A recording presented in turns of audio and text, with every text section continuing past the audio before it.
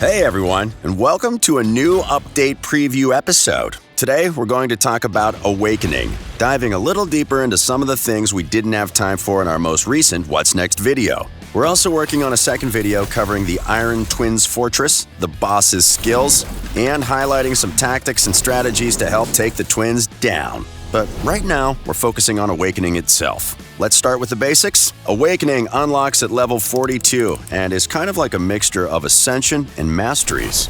The Awakening part itself is similar to Ascension. You awaken your champions star by star to make them stronger. In fact, one of the only real rules for Awakening is that you can't awaken a champion to a higher Awakening level than their Ascension level. So, you awaken them, then what? Here's where you'll find the similarity to Masteries. Once you awaken a champion, you can choose a blessing for them. These are like super-powered passive skills that can completely transform how you use a champion, unlocking new levels of potential or altering what they do entirely. Each blessing belongs to a specific divinity. For now, there are 4: Light, Dark, War, and Chaos. As soon as you awaken a champion, you get to pick any blessing you want. No questions asked. Well, within reason. Like champions, blessings have rarities, so rare champions can only get rare blessings. Epic champions can choose rare or epic blessings, and legendary champions have access to everything. But still, once you've awakened a champion, you don't have to do anything else to actually unlock their available blessings. However, you can make all the blessings stronger by awakening your champion to higher levels. Every blessing gets better as a champion's awakening level increases, from improving the stat bonuses to unlocking entirely new effects and abilities. The best part? It's all tied to your champion's awakening level. You don't have to upgrade each blessing individually. If you have a champion at level 5 of Awakening, they'll get the level 5 benefits of any blessing they choose. Simple. You can also swap blessings at any time. Just like Masteries, the first change is completely free, but after that, it's going to cost you some gems. You can change to any blessing available from any divinity, but switching blessings within the same divinity will be slightly cheaper than changing their divinity entirely. Now, let's have a look at some of the blessings themselves, starting with one of our coolest blessings, Polymorph. This is a legendary blessing from the Chaos divinity, and it does deliver on the Chaos front. Whenever any enemy places a debuff on a champion with this blessing, or steals or removes one of their buffs, there's a chance they'll receive a little debuff themselves. Only it's not a normal debuff, like an attack or defense decrease. They're going to get turned into a sheep and lose access to every single one of their skills. There's only a 5% chance of this happening at level 1, but if your champion is fully awakened all the way to level 6, you're going to have a 20% chance of turning potentially any champion into a sheep for 2 turns. And if you're wondering what life as a sheep is like, well, any champ that's been sheepified will only be able to use a single sheep skill. They'll charge forward, attack one enemy, and that's it. But they're a sheep, so herd mentality comes into play. Whenever one sheep attacks, all the others will join the herd and attack too. Getting turned into a sheep can basically take a champion out of the game for 2 whole turns, but it's not all bad. Every time you attack as a sheep, there's a 50% chance of removing the debuff and getting turned back into champion form again. And whenever you get rid of the sheep debuff, whether it expires or you lose all your HP as a sheep, you'll return to champion form at 50% HP, no matter how much HP you had before you got sheeped. It's a fun blessing, an even more fun debuff, and we can't wait to see what you do with it. So, that's a legendary blessing, but other champions have access to a lot of awesome blessings too. Survival Instinct is a rare blessing from the Chaos divinity that can really turn a situation on its head. When an enemy uses a skill that places, spreads, or transfers a debuff onto a champion with this blessing, it's going to boost that champion's turn meter. It's an amazing blessing to make your champions interrupt your opponent's turn order and ruin their day. And here's another one. Carapace decreases the damage a champion takes while under a bunch of crowd control debuffs like stun, freeze, fear, or even petrification. On top of that, it also provides some sizable boosts to the champion's HP, resistance, and speed, making them far better equipped to make it through enemy stun locks in the arena or in those tough boss battles. And remember, these last 2 blessings are rare, so it's not just the top-tier champions that will be getting some serious benefits from blessings. Alright, we've taken a detailed look at 3 blessings from the Chaos divinity, but let's quickly highlight a few blessings from the other divinities too, starting with the War divinity. Life Harvest increases the champion's turn meter whenever an enemy is revived and destroys a portion of that enemy's max HP for good measure, making them weaker every time.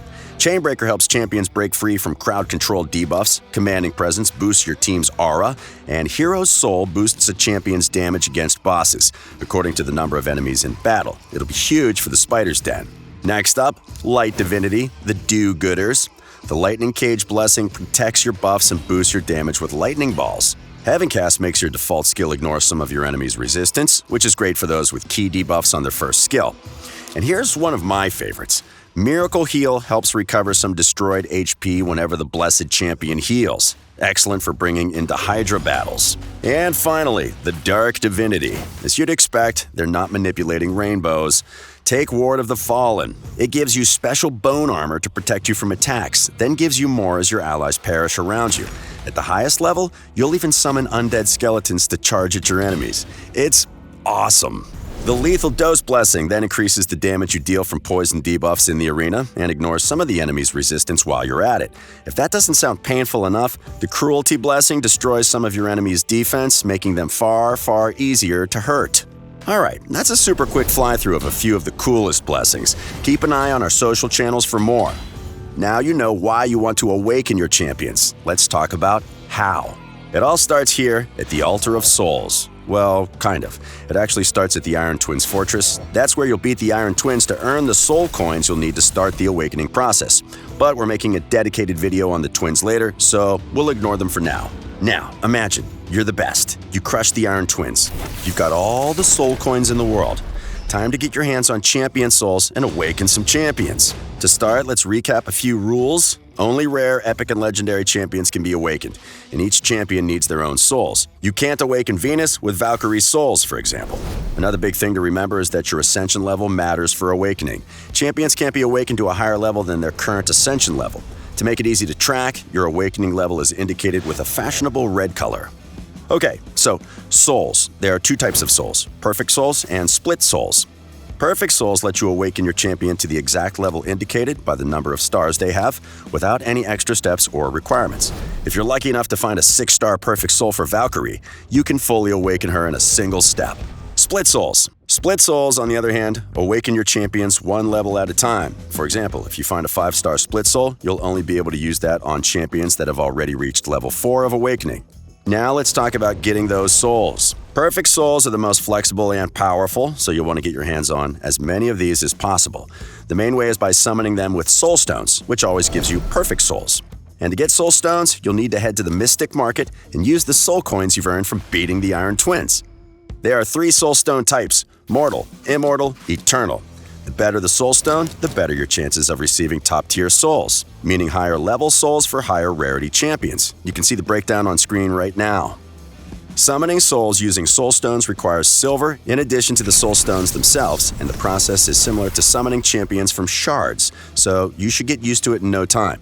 As an added bonus here, you'll be able to constantly upgrade your stockpiles of soul coins through using soul stones. For example, if you use 10 mortal soul stones, you'll receive 200 immortal soul coins. You can also get some eternal soul coins by using immortal soul stones. It's a nice, easy ladder that means you can get high-tier soul stones just for summoning souls.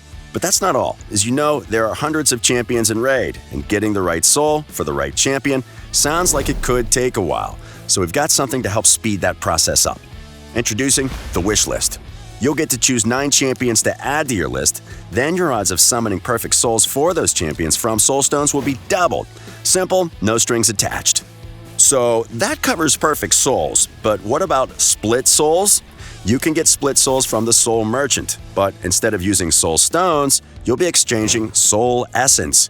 You can either find soul essence by raiding the Iron Twins Fortress or by buying it with soul coins. Fortunately, the advantage of the Soul Merchant is that you get to pick and choose which souls you want. The Merchant has souls of every level and rarity, but the Merchant's stock changes all the time. You'll need to stop by regularly and see what's in stock. To make it even more appealing, the Merchant likes to make sure they have what you're looking for, so you'll never get a split soul that's of a lower level than what you need. For example, if you have a Valkyrie at level 3 of Awakening, the next split soul you see for Valkyrie will be level 4. And if a champion hasn't been awakened at all, you might even see a few level 1 perfect souls as well. Bottom line, when it comes to the Soul Merchant, make sure you check in regularly to catch the souls you need. Those are all the ways to get souls, but once you have them, you'll need to know where to access them. This one's easy. Head to your Soul collection. It functions pretty much the same as your Champions collection, where you can expand it if you need more slots. Oh, and one big thing to remember. You can always sell any souls you don't want to get some more soul coins. This way, nothing's wasted, and you get to start the hunt for souls again. And that's everything. Keep an eye out for that dedicated dungeon guide we've promised, and click like, subscribe, and hit the notification bell so you can catch it as soon as it's released. Until next time, happy raiding.